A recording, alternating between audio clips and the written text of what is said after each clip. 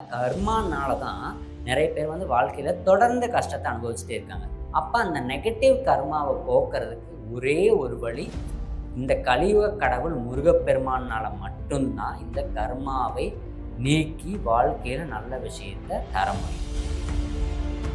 இந்த வைகாசி விசாக நாள்ல நம்ம என்ன செய்யலாம் அப்படின்னு பார்த்தா, அந்த நாள்ல விரதம் இருக்கலாம், அர்ச்சனை செய்யலாம், அபிஷேகம் செய்யலாம், காவடி எடுக்கலாம், பால் குடம் எடுக்கலாம்.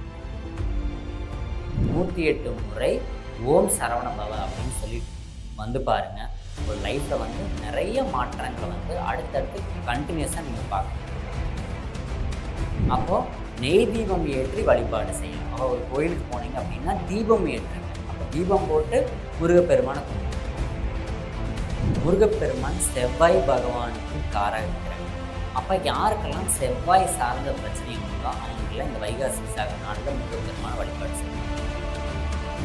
ரொம்ப வருஷமாக பார்த்துட்டு திருமணம் நடக்கல, இல்லை திருமணம் நடந்து ஒற்றுமை, இல்லைன்னா திருமணம் ஆகி டைவர்ஸ் ஆகிடுச்சு. அந்த மாதிரி திருமணம் சார்ந்த வாழ்க்கையில் பிரச்சனை இருக்குதுனாலும்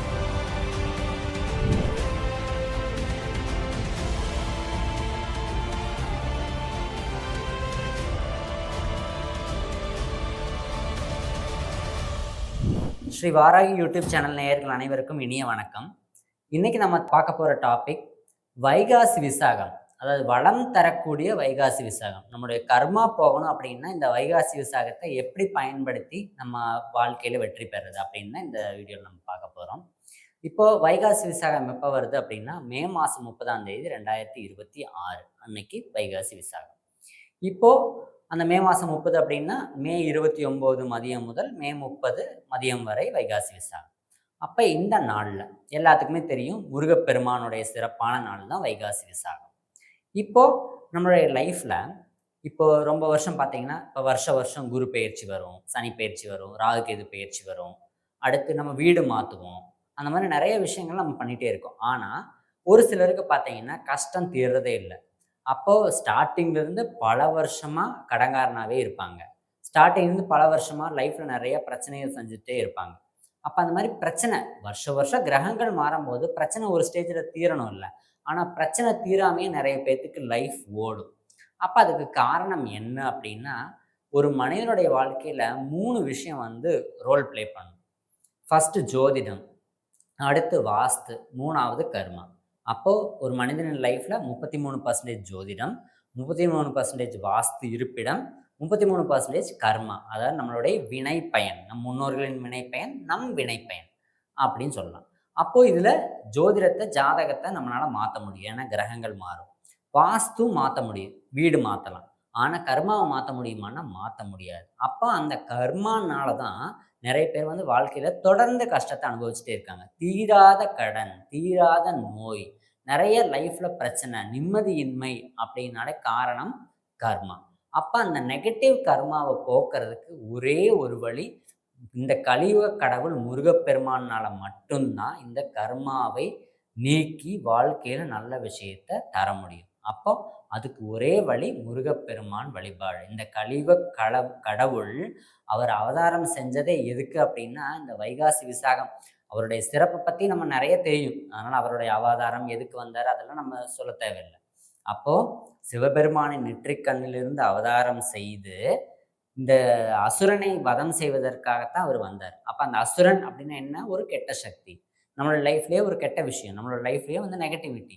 அப்போ கடன் அப்படிங்கிறது அசுரன், நோய் அப்படிங்கிறது அசுரன், நம்ம வாழ்க்கையில் பிரச்சனை அப்படிங்கிறது அசுரன், நிம்மதியின்மைங்கிறது அசுரன், கஷ்டம் அப்படிங்கிறது அசுரன். அப்போ இந்த கஷ்டங்களை வதம் செய்வதற்காக முருகப்பெருமான் அவதாரம் செய்திருக்கிறார். அப்போ அதை நம்ம பயன்படுத்திக்கணும்.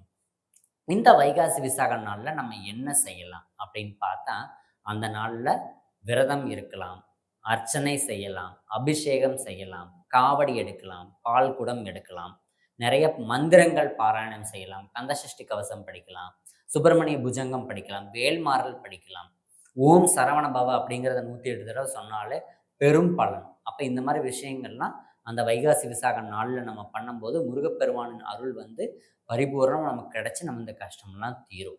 இன்னும் சிறப்பாக எனக்கு கர்மா போகணும், அந்த நாளில் நான் என்ன செய்யணும் அப்படின்னா, ஒன்றும் இல்லை, முருகப்பெருமான் நம் அசுரனை வதம் செய்தது எதை கொண்டு? வேல் கொண்டு தான் வதம் செய்தார்.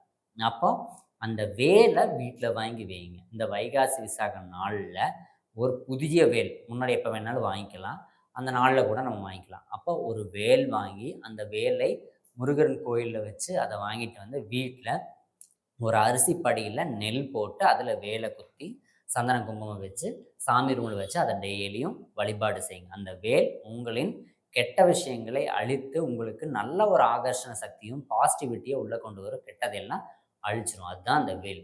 அந்த வேலை வைத்து 108 முறை ஓம் சரவண பவ அப்படின்னு சொல்லிட்டு வந்து பாருங்கள். உங்கள் லைஃப்பில் வந்து நிறைய மாற்றங்களை வந்து அடுத்தடுத்து கண்டினியூஸாக நீங்கள் பார்க்க முடியும்.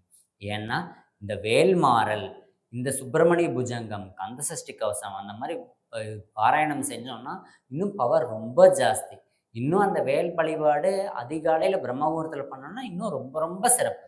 அப்போ இந்த மாதிரி இல்லை எதுவுமே என்னால் பாராயணம் பண்ண முடியலன்னா ஓம் சரவண பவ அதுவே போதும். அது பண்ணீங்கனாலே வாழ்க்கையில் பயங்கரமான மாற்றத்தை மிக விரைவில் நீங்கள் சந்திக்கலாம். இன்னும் சிறப்பாக கோயிலில் என்ன பண்ணலாம் அப்படிங்கிற ஒரு கேள்வி இருக்குது. முருகப்பெருமான் அவதாரம் செஞ்சதே சிவபெருமானின் நெற்றிக் கண்ணிலிருந்து தீப்பொறி மூலமாக அவதாரம் செய்தார். தாமரை மலரில் அவதாரம் செய்தார். அப்போ தீப்பொறினா என்ன? அக்னி, தீ.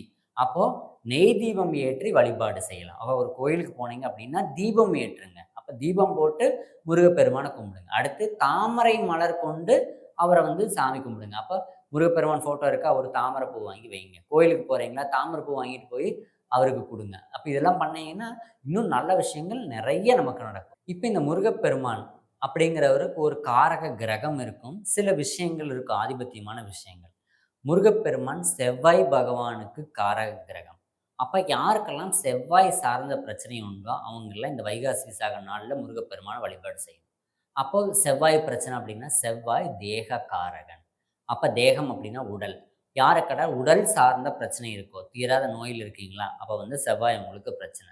அடுத்து சகோதர காரகன், சகோதரம் நமக்கு பிரச்சனையாக இருக்கா அப்படின்னா செவ்வாய் பிரச்சனை. அடுத்து பூமி காரகன், அப்போ பூமி மூலமாக நமக்கு பிரச்சனை இருக்குது, பூமி லாபம் இல்லை, காலங்காலமாக நமக்கு சொந்த வீடு இல்லை, சொந்த இடம் இல்லை, வாடகை வீட்லேயே ஓடிட்டு இருக்கோம், பூமி இருந்தாலும் அது நமக்கு லாபம் இல்லை, நஷ்டத்தவே கொடுக்குது அப்படின்னா செவ்வாய் பிரச்சனை. அடுத்து சகோதரக்காரகன், தேகக்காரகன், பூமிக்காரகன், 4வதாக திருமணக்காரகனும் செவ்வாய். அப்போ யாருக்கெல்லாம் திருமணம் பிரச்சனை, ரொம்ப வருஷமாக பார்த்துட்டு இருக்கோம், திருமணம் நடக்கலை, இல்லை திருமணம் நடந்து ஒற்றுமை இல்லை, இல்லைன்னா திருமணம் ஆகி டைவர்ஸ் ஆயிடுச்சு, அந்த மாதிரி திருமணம் சார்ந்த வாழ்க்கையில் பிரச்சனை இருக்குதுன்னாலும் செவ்வாய் சப்போர்ட் இல்லை. அப்போ இந்த மாதிரி இந்த செவ்வாய்க்கு உண்டான பிரச்சனை இருக்கிறவங்க எல்லாத்துக்கும் அந்த செவ்வாயின் அதிபதி யார்? முருகப்பெருமான். அவரை வழிபாடு செய்யும்போது இந்த பிரச்சனைகள்லாம் தீரும். அடுத்த முருகப்பெருமான் 2 விஷயங்களுக்கு ஆதிபத்தியம். ஒன்று வந்து குழந்தை பேர். அப்போ குழந்தை செல்வம் வேண்டுமா, எனக்கு குழந்தை பிறக்கணும், ரொம்ப வருஷமாக நான் ட்ரை பண்ணிகிட்ருக்கேன், குழந்தை கிடைக்கல, ட்ரீட்மெண்ட் மேலே ட்ரீட்மெண்ட் பார்த்துமே சக்ஸஸ் ஆக மாட்டேங்குது அப்படின்னா இந்த வைகாசி விசாக நாளில் முருகப்பெருமானை வழிபாடு செய்யுங்கள். ஓம் சரவண பவ என்று 108 முறை சொல்லுங்கள். அடுத்து 2வது குடும்ப ஒற்றுமைக்கும் அதிபதி முருகப்பெருமான்.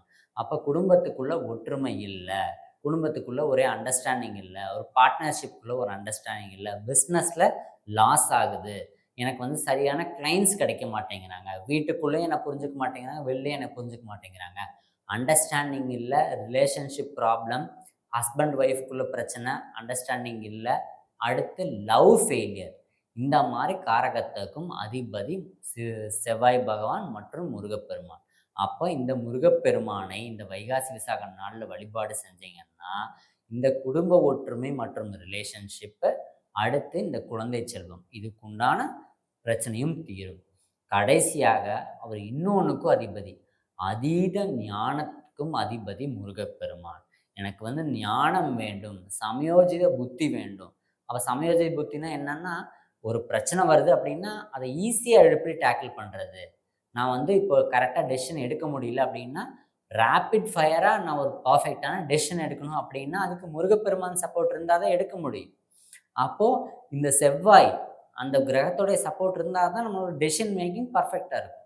அப்போ டெசிஷன் மேக்கிங் கரெக்டாக இல்லைன்னா லைஃப் தப்பாக போயிடும். அப்போ அந்த டெசிஷன் மேக்கிங் பர்ஃபெக்டாக ஆகிறதுக்கு முருகப்பெருமானின் அருள் தேவை. அப்போது இந்த வைகாசி விசாக நாளில் இந்த பிரச்சனைகள்லாம் தீர்ந்து இது சார்ந்த வளங்கள் நிறைய கிடைக்க வைகாசி விசாக நாளன்று முருகப்பெருமானை வழிபாடு செய்யுங்கள். உங்களுடைய வாழ்க்கையில நிறைய வெற்றி மேல் வெற்றி பெறணும் அப்படின்னு முருகப்பெருமானை வேண்டிக்கிறேன். எல்லாரையும் அன்போடு கேட்டுக்கொள்கிறேன். நன்றி, வணக்கம்.